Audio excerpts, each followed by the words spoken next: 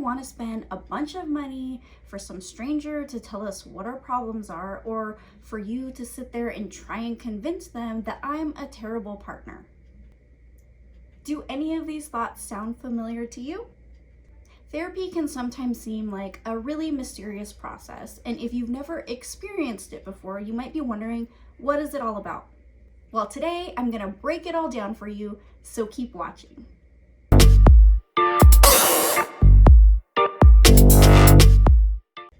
Hi there, I'm Alicia Taverner, licensed marriage and family therapist. I'm the owner of Rancho Counseling, where we help couples improve their communication, their connection, their intimacy, and their trust. Welcome back to my channel. If you have ever wondered what couples therapy is all about and if it could actually benefit you, then this video is for you.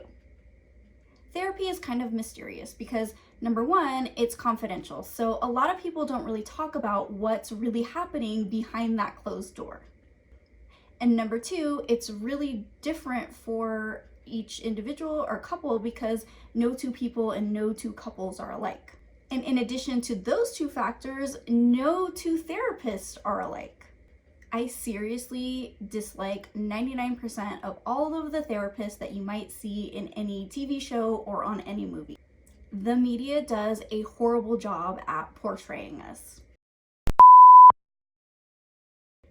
If you are curious about what a really good example of therapy looks like, I highly recommend the book Maybe You Should Talk to Someone. It's by Gotleib. She's a therapist who gives kind of this behind the scenes look about what therapy looks like. But in the book, she also gives a perspective and tells about her own personal therapy. Because yes, therapists generally have their own therapist. And that's because we really know the value of doing work with a therapist.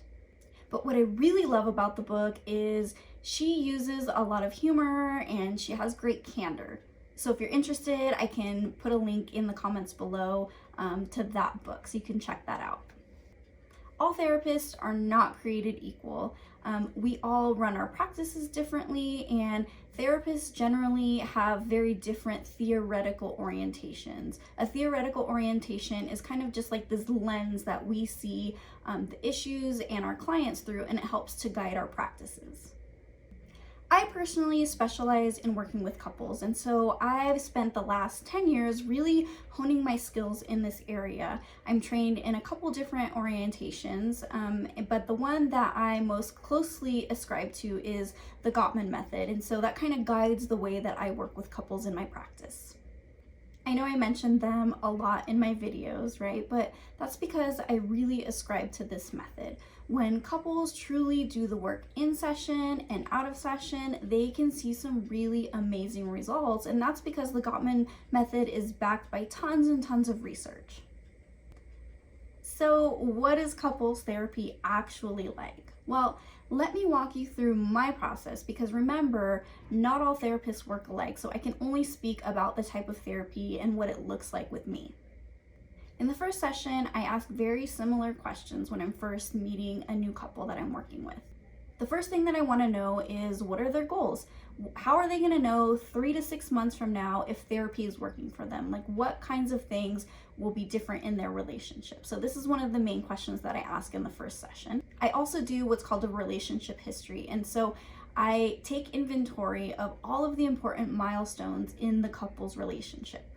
I want to know about their engagement. I want to know about the time when they were dating. I want to know about their wedding and what it was like the first year of marriage.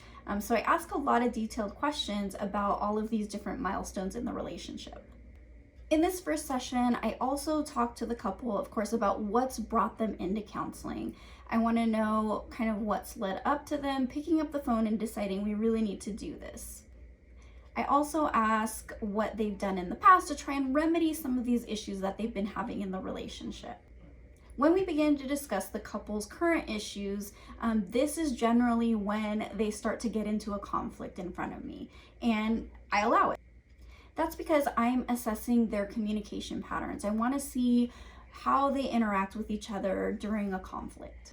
Couples generally have like this sort of dance that they do, right? So when they get into a conflict, the conflict usually starts the same, the middle looks very similar, and then it usually ends the same. And so in that first session, I really want to understand like this little dance that couples do. At no point during this or any of my sessions am I playing referee. I think this is a really common misconception about what couples therapy is like. The therapist isn't there to say who's right and who's wrong. And the therapist definitely isn't there to try to get your partner to see things your way. That would be just a really big waste of time and energy for everybody involved, because it's not what creates lasting change in relationships.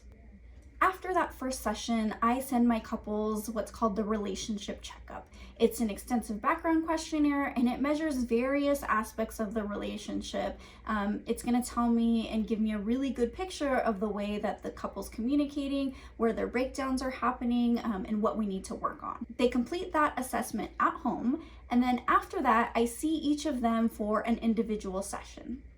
In the individual sessions, I talk with each partner about their personal histories and backgrounds. That's because this plays a huge role in the way that they relate to one another in the relationship. So it's really helpful for me to get this information and have this understanding. After that, I have them come back as a couple, and in that couple session, I've compiled all of the information that I've gotten from our conversations and from the relationship checkup. So in this session, I really just discuss and map out a plan for them as to where we're gonna go on this journey through couples counseling.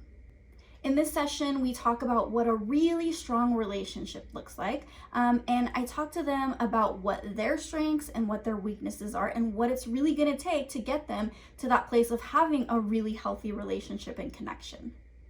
And then we dive in from there. So of course, this roadmap is going to look really different for each couple based on their individual needs and the issues that they're having in their relationships. But as an example, if a couple's really struggling in having conflict and they're having a lot of conflict that's not getting resolved, then the focus for that type of couple is going to be on managing their conflict and helping them to have more appropriate communication in this area. So this type of work is going to happen over the course of many sessions, with them bringing up conflicts that they're having throughout the week.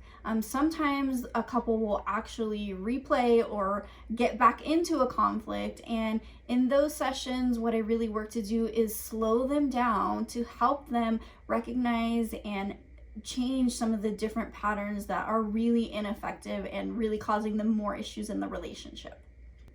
What I'm really working to do is to give couples the tools that they need so that they can have these conflicts and manage them at home when they're not in session. So that, in a very large nutshell, is what couples therapy is all about. If you have any questions or comments, don't hesitate to drop them below. I love receiving all of these and I love answering all of them. And if you're watching on IGTV, you can also send me a direct message. I hope you found this video helpful. As always, don't forget to like this video and subscribe it. You can also share it out with your friends. And don't forget to hit that little bell button. That way you get updates every time I post a new video. Thanks so much for watching, and I'll talk to you again next week.